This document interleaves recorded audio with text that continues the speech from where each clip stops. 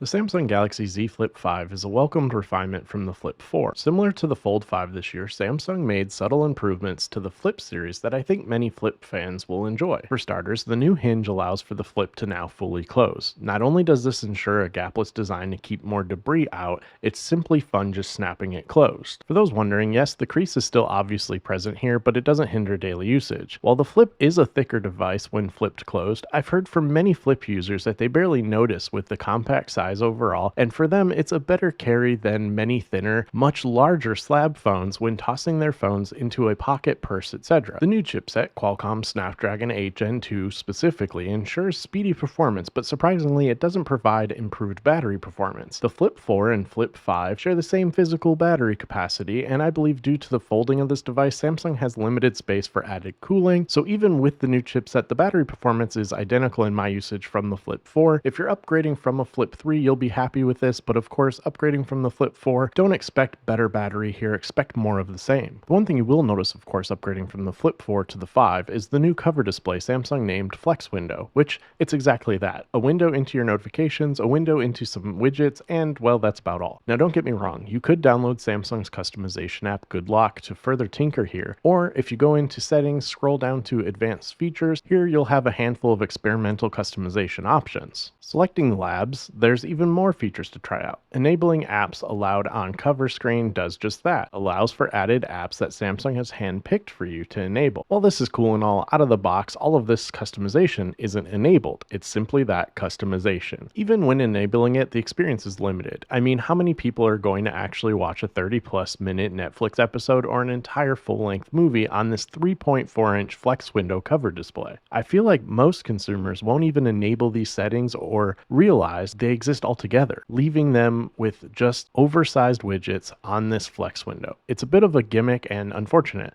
something Motorola got right with their new Razr Plus, which I feel like has the upper hand here. If it wasn't for the Flip 5 having better cameras than the Razr Plus, I'd say get the Razr Plus over the Flip any day. Now speaking of cameras, these cameras are also identical to the Flip 4's camera setup, so again, if you're upgrading, just know the cameras will be the same from the previous gen Flip 4. Overall, the chipset, flex window, and hinge are the only changes Samsung made this year to the Flip series. I'd typically say don't upgrade if you have a Flip 4, but thanks to Samsung's incredible trade-in deals, carrier deals, etc. on the Flip series, it's hard not to. For less than $100 in most cases, you can trade in your previous Flip 4, for example, and get the latest Flip 5. Personally, I'd do that just for the new hinge alone and maybe for the new matte colors this year. However, just remember the overall experience will only be slightly improved from last year. Most of the day-to-day will feel the exact same. As always, thank you for watching, take care, and stay safe.